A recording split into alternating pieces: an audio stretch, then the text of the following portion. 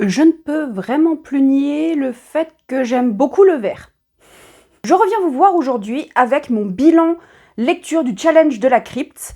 Donc je vous avais fait une vidéo pâle que je vous mettrai dans le petit i si jamais vous ne l'avez pas vue, pour voir les lectures que j'ai faites et les deux lectures qui sont pas dans ma palle et qui sont du coup là, puisque je les ai lues sans que ce soit préparé, et je les ai inclus dans le challenge de la crypte, parce que pourquoi pas.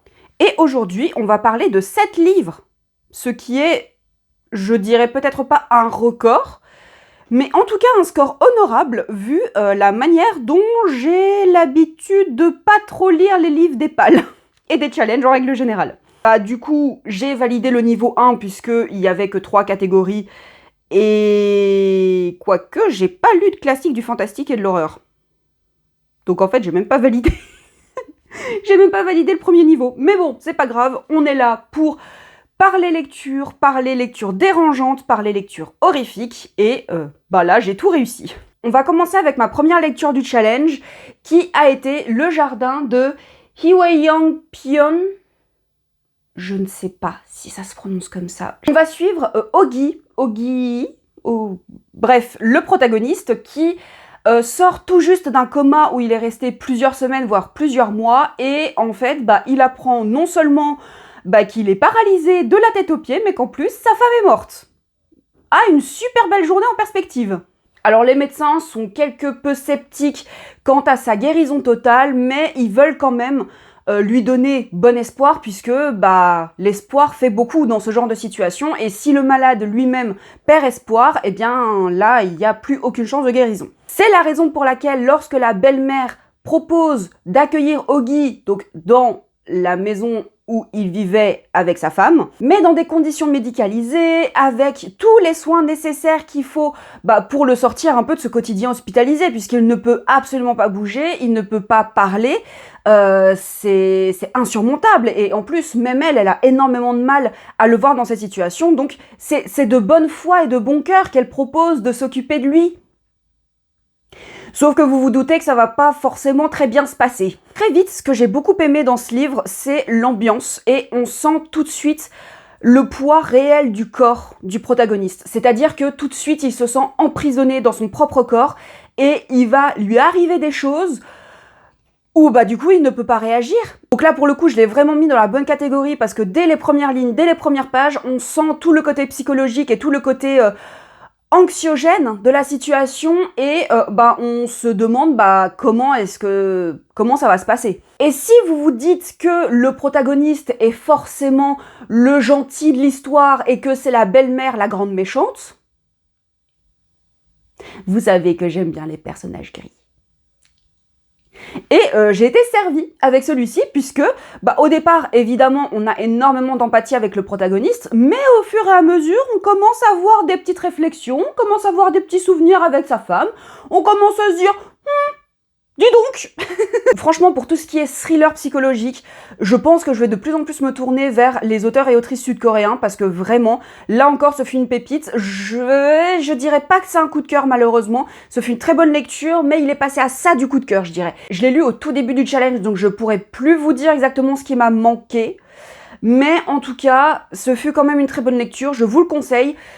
Si vous débutez dans les thrillers sud-coréens, je vous le conseille. En termes des noms, on n'a que celui du protagoniste. Je suis même plus sûre si la femme et la belle-mère sont nommées, je ne sais plus.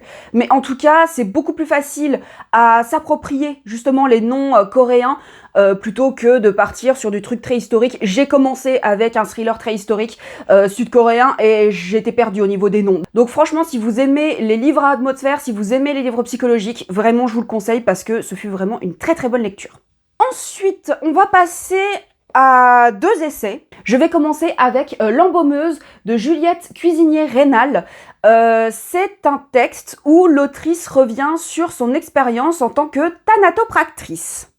Oui, je me suis beaucoup entraînée pour pouvoir le dire à haute voix. Comme je vous le disais dans ma vidéo pâle, le métier de thanatopracteur est un métier qui m'intéresse, ou dans le sens où je trouve ça très humble, et je trouve ça beau comme métier, dans le sens où on va permettre à des familles de faire leur deuil dans les meilleures conditions possibles, quel que soit l'état du dit défunt. Et ce qui est très beau là-dedans, c'est que non seulement l'autrice a une très belle plume et très poétique, parfois un tout petit peu trop, mais ça reste très agréable à lire, mais surtout, elle revient sur des anecdotes qu'elle a en tant que thanatopractrice, ancienne thanatopractrice. Elle nous le révèle à la fin que elle est restée quelques années dans le métier, puis qu'ensuite elle a décidé de partir, plus ou moins à cause de ce métier.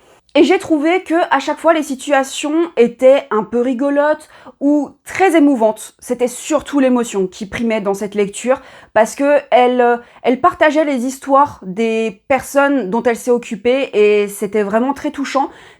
Ça m'a encore plus donné envie de m'intéresser à ce métier. L'expérience qu'elle nous transmet dans ce livre est vraiment très poignante.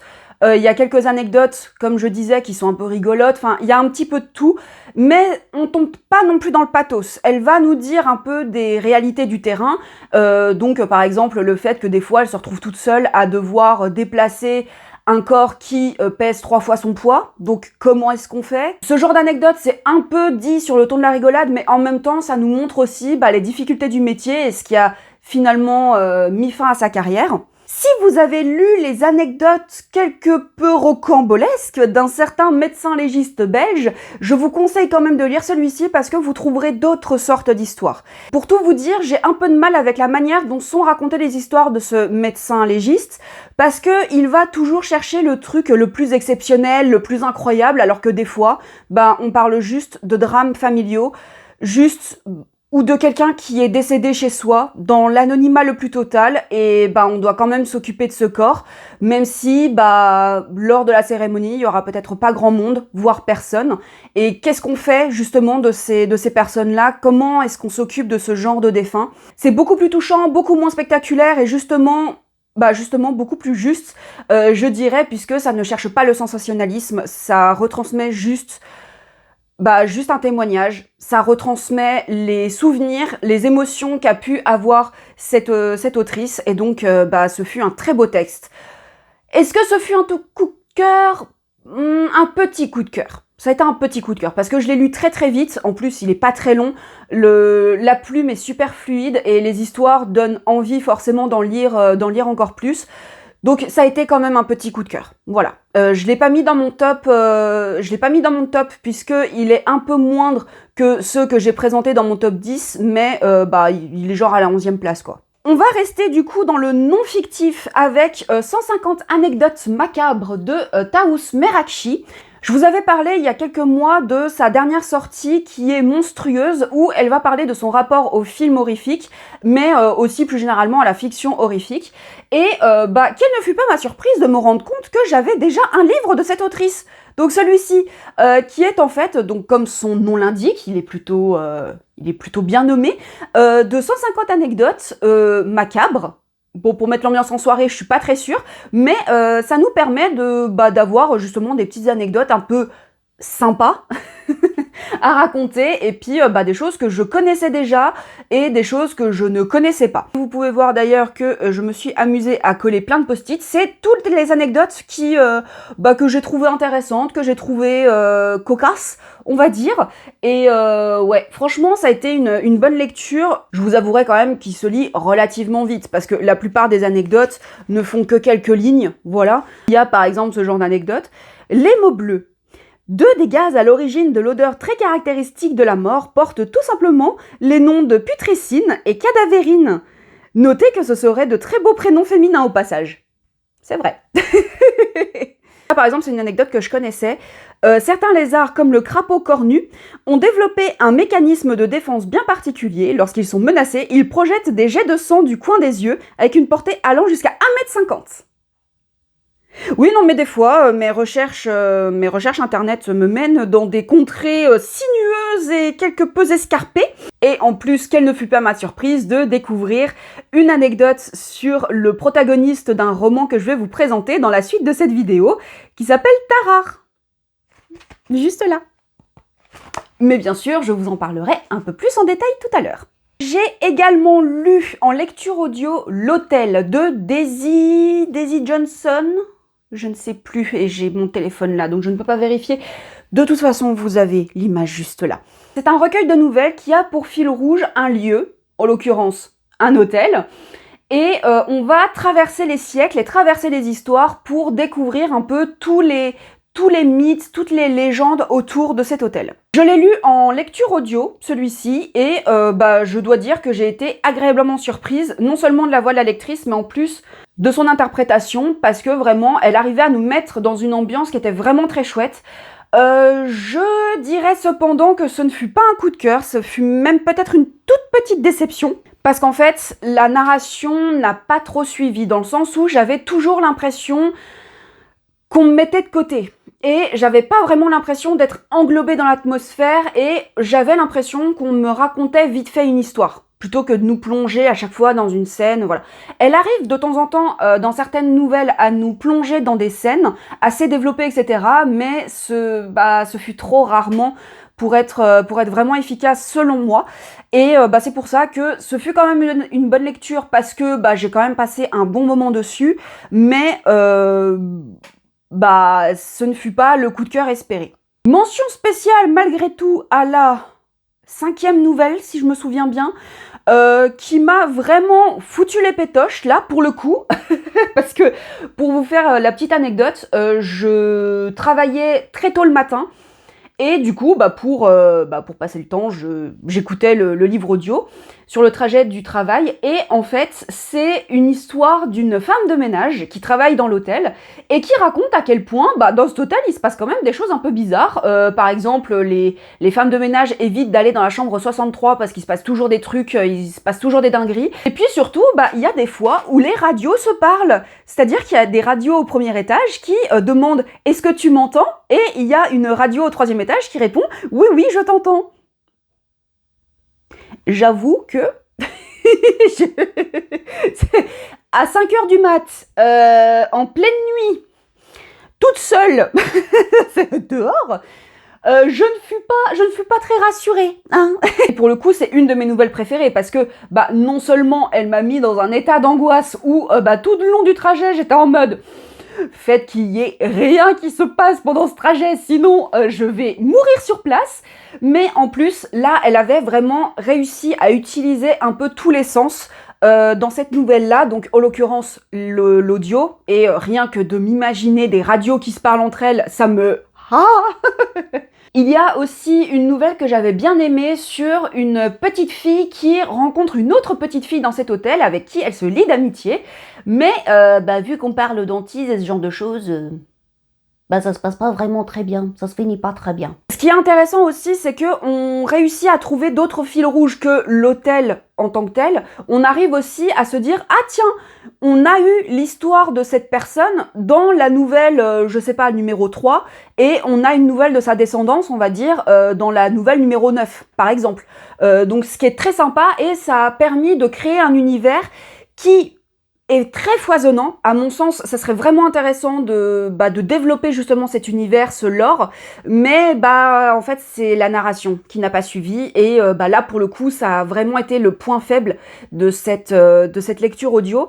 Ceci étant, dans les remerciements, l'autrice parle du fait que apparemment ces nouvelles ont été diffusées à la radio, si je me souviens bien, ou en tout cas elles ont été diffusées d'une manière orale, et je pense que de manière orale ça passe mieux qu'à l'écrit, même si, moi j'ai pas non plus été touchée de manière très convaincante sur l'oralité de la narration, mais en tout cas, ça a quand même été une bonne lecture. Si vous voulez commencer les livres horrifiques, je pense que ça fait partie des lectures que vous pouvez essayer, parce que on a ce côté surnaturel et fantastique, mais en même temps, ça, c'est pas un Stephen King, quoi. C'est pas non plus un truc gigagore. On a cette ambiance, on a des apparitions fantomatiques, on a des choses surnaturelles qui se passent, mais c'est pas non plus la giclée de sang ou le fantôme, le loup-garou qui vient tuer tout le monde. On va parler maintenant d'un autre recueil de nouvelles avec Nous parlons de Puis les ténèbres, qui est une anthologie de nouvelles horrifiques, fantastiques, un peu SF, enfin bref, des nouvelles d'imaginaire quoi,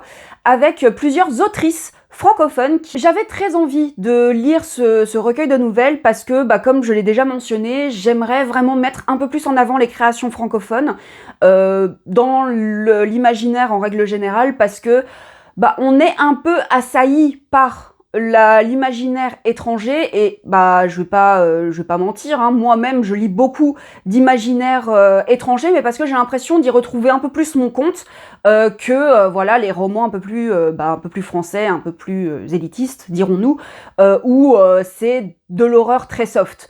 Là, oh, il y en a, elles sont vraiment pas soft du tout. De manière générale, j'ai aimé ce recueil de nouvelles parce que ça m'a permis de découvrir des autrices que je ne connaissais pas. Et il y avait notamment, comment qu'elle s'appelle? Oh, comment... Avec ce rouge très foncé sur ce noir, j'ai du mal à lire ce qui a marqué. Morgane Cossarieux notamment. C'est une autrice que j'avais très envie de découvrir et je sais qu'elle a écrit un livre avec Vincent Tassi que j'ai très envie de me procurer, qu'il faudra que je me procure, un de ces quatre, parce que Vincent Tassi, je l'ai lu il y a très longtemps, mais j'avais déjà beaucoup aimé son univers gothique, son univers voilà très très sympa, et je me dis que s'il a collaboré avec Morgane Cossarieux, franchement, ça peut être vraiment sympa. Je m'étais un peu renseignée aussi sur l'autrice et j'ai vu qu'elle avait fait des livres assez barrés, beaucoup tournés vers les vampires. Alors, dans sa nouvelle, on ne parle pas de vampires. Oui, c'est ça, c'est en gros un monstre du Loch Ness. Enfin, ou une sirène. Bref, on parle d'un monstre sous l'eau. Pour le coup, vous l'avez peut-être vu, mais j'ai mis des marque-pages sur les nouvelles que j'ai beaucoup aimées. Et Morgane Cossarieux fait partie des nouvelles que j'ai aimées, donc... bah, je suis très contente. Et ce que j'ai beaucoup aimé aussi, c'est qu'il n'y a pas de ligne directrice sur les nouvelles. Donc, on partait sur des nouvelles horrifiques, des nouvelles fantastiques, des nouvelles de SF ou des nouvelles un peu plus contemporaines dans le sens où ça se rapproche plus de la réalité et où il n'y a pas de choses surnaturelles qui se passent. Mais on a toujours ce côté horrifique, on a toujours ce côté glaçant que j'aime voir, et ce côté qui dénonce aussi. Tu aimes les enfants. Je vais vous dire le nom de l'autrice quand même, de Morgane Stanvies, je le note ici bien évidemment. Là pour le coup on est sur quelque chose de clairement réel et de clairement glaçant et trigger warning. On va parler d'un homme qui aime un peu trop les enfants.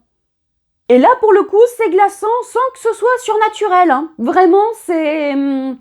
Ah, on a notre dose avec celle-là. Hein. J'ai vraiment bien aimé ce recueil de nouvelles. J'ai hâte de découvrir du coup d'autres œuvres des autrices qui ont participé. On va passer à ma deuxième lecture audio que j'avais déjà annoncée du coup dans ma vidéo pâle, c'est Vers ma fin. J'espérais beaucoup de ce livre et je l'avais mis dans la catégorie Body Horror. Je l'ai mis dans la bonne catégorie. Si vous vous posiez la question, je l'ai mis dans la bonne catégorie. Parce que même si on n'est pas sur un truc très gore et très sanguinolent, il y a quand même des passages qui font froid dans le dos. On suit la protagoniste, je crois que ça se prononce Eileen. C'est un nom irlandais et je sais que globalement l'orthographe des prénoms irlandais sonne différemment de comment on le prononce, qui a toujours vécu dans la maison familiale avec sa grand-mère et avec la chose du lit. La chose du lit qui est sa mère. Voilà. On ne sait pas pourquoi, mais sa mère est totalement dépendante de sa propre mère et de sa fille, puisqu'elle ne peut plus bouger, elle ne peut plus communiquer. Tout ce qu'elle peut faire, globalement, c'est manger la bouillie qu'on lui donne et rester assise sur une chaise toute la journée. Et encore rester sur une chaise toute la journée devant un mur de pierre, parce que la grand-mère n'a absolument pas envie que les habitants de l'île sachent que sa fille est dans cette situation-là, et les rumeurs vont bon train déjà sur cette famille, donc on va dire que c'est pour éviter d'alimenter encore plus les rumeurs sur leur famille qui vit déjà un peu en autarcie par rapport aux gens de la communauté, et on va dire que la protagoniste, elle en a un peu assez. Voilà, elle aurait envie de s'éloigner, elle aurait envie de s'enfuir de ce quotidien où ça ne rime qu'à s'occuper de la chose du lit. Donc vous avez déjà une première vision de comment est-ce qu'elle voit sa mère et sa relation avec elle, jusqu'au jour où il y a une touriste qui débarque et qui va peut-être donner quelques idées d'évasion à notre chère Eileen. Comme je vous le disais, j'espérais beaucoup de cette lecture parce que j'avais vu des critiques dithyrambiques sur elle très élogieuses, et puis en même temps je voyais aussi des critiques plus négatives, un peu plus de déception. Je dirais que moi, ce fut une lecture vraiment plus.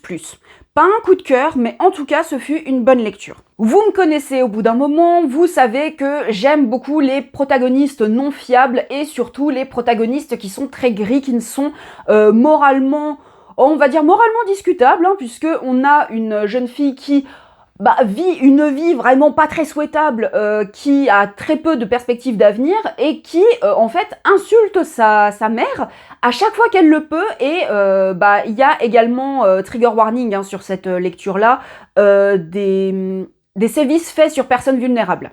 Voilà, c'est ce côté-là, le body horror. Il y a notamment, alors ça c'est une scène qui m'a glacé le sang, une scène où elle va un peu passer du papier sur les doigts de sa mère. C'est rien dit comme ça, hein, mais dans le feu de l'action, dans l'atmosphère, dans le côté très poisseux de ce roman gothique moderne, franchement, quand j'étais sur ce passage-là, j'étais vraiment horrifiée.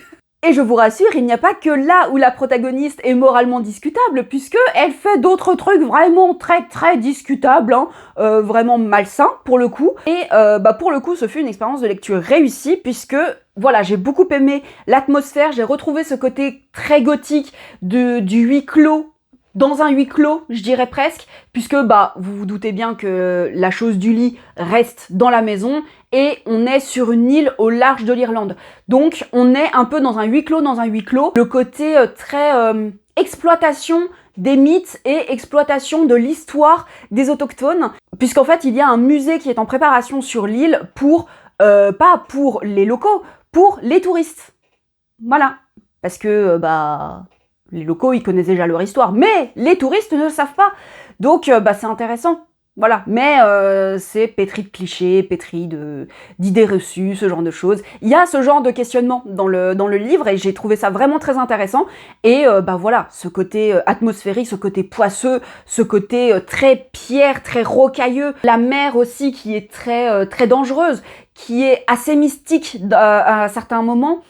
Bref, une lecture très atmosphérique là aussi pour le coup, mais je le mets dans la catégorie du body horror parce que c'est ça qui m'a marqué dans cette lecture. Et on va terminer avec le dernier livre, et c'est le livre où, il y a quelques années, si je l'avais essayé, ça ne serait peut-être pas passé, mais aujourd'hui, ça l'a clairement fait avec moi. Il s'agit du Glouton de A.K. Blackmore. Nous sommes dans un couvent avec Sœur Perpétue, qui doit s'occuper d'un patient un peu particulier puisqu'il demande une surveillance constante. Enfin, c'est genre ceux qui dirigent le couvent qui veulent qu'il soit surveillé à 24 heures sur 24, mais le patient est mourant, donc la sœur ne comprend pas forcément. Et puis surtout, il y a des sales rumeurs qui courent sur ce mec parce que on dit qu'il aurait mangé toutes sortes de choses, qu'il aurait un appétit insatiable. Et pour essayer d'arrêter cet appétit, il aurait mangé des boyaux, il aurait mangé des abats, il aurait mangé des rats, morts et vivants, et toute autre sorte de choses, dont une fourchette en or qui serait la cause de son mal. Et ce patient, qui est quelque peu mutique habituellement, un soir se décide à choquer un peu la sœur et à lui raconter son histoire, et donc à revenir aux origines de son histoire, c'est-à-dire dans un petit village à côté de Lyon qui s'appelle Tarare, et c'est également le nom de cet homme. Pour celles et ceux qui ont lu Le Parfum de Patrick Süskind, franchement, foncez. Alors, je dirais pas que c'est un copier-coller, clairement pas, mais en fait, on retrouve ce côté très pré-révolution, puisque là, on est en 1788. On est baladé dans une France assez rurale, hein, puisque la majorité de l'intrigue se passe lorsque Tarare est dans des villages, dans les campagnes, etc. Et on y voit en fait comment est-ce que cet homme a réussi à survivre, puisque globalement il venait pas d'une très bonne situation et il se retrouvait dans des situations, ma foi, quelque peu dangereuses. Ce que j'ai beaucoup aimé dans ce livre, c'est le travail historique qui a été fait par l'autrice. Et non seulement elle réussit à nous plonger dans l'époque, mais en plus elle nous sert des personnages vraiment très intéressants, et le plus intéressant étant Tarare. On n'a pas ce côté psychopathe de Jean-Baptiste Grenouille, puisque Tarare, au contraire, est très, très candide, voire naïf. Et c'est assez beau, je dirais presque, de voir comment est-ce que cette âme, on va dire pure, s'est retrouvée empêtrée dans des rumeurs absolument sordides et dans des situations, elles aussi, assez sordides. Et ce qui m'a le plus charmé pour le coup, c'est l'écriture d'A.K. Blackmore. On sent la poésie, on sent la rythmique, on sent que les phrases ont été travaillées pour que ça sonne comme une chanson ou comme une histoire qu'on nous raconte, avec justement ces répétitions, mais qui sont pas des répétitions, qui viennent donner du rythme. Il y a quelques années, j'aurais pas été réceptive justement à ce côté musical, mais lorsque on arrive à avoir le côté musical d'une lecture, même en le lisant dans sa tête, c'est que c'est réussi. Et là, vraiment, j'ai été charmée par le soin qui a été porté par l'écriture, par la plume, par l'histoire aussi, puisque on est...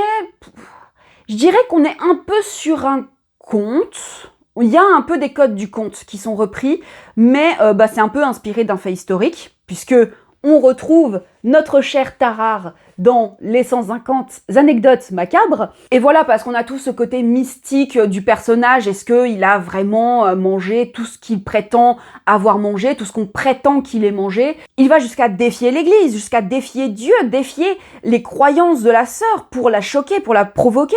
Et en même temps, quand il est jeune, on voit cette candeur, on voit cette naïveté qu'il va garder pendant plusieurs années, jusqu'à ce qu'on aille le piéger pour sa naïveté, et c'est vraiment touchant. Et en même temps, il y a ce côté un peu fascinant qu'il y avait avec Jean-Baptiste Grenouille, d'un personnage qui a une capacité corporelle quelque peu incroyable, et voilà, c'est ce que j'ai aimé dans ce livre. Je sais pas encore si c'est un coup de cœur. Je vais voir un peu au fil de l'année si ça a été un coup de cœur, mais en tout cas, c'est une lecture à laquelle je pense assez régulièrement, surtout par l'écriture. C'est vraiment ce qui m'a marqué dans ce livre. Et la prochaine fois qu'un livre d'A.K. Blackmore sera traduit, vraiment, je vais foncer, parce que je sais que je vais y trouver vraiment de la qualité. J'en ai fini avec mon bilan du challenge de la crypte. Franchement, j'ai beaucoup aimé ce challenge. J'espère que cette vidéo vous aura plu. N'hésitez pas à partager, booster la vidéo et à me donner votre score en commentaire. Est-ce que vous avez réussi le challenge, ou est-ce que, comme moi, vous avez échoué lamentablement, mais en ayant quand même eu de très très bonnes lectures? Et je vous dis à très vite pour une prochaine vidéo.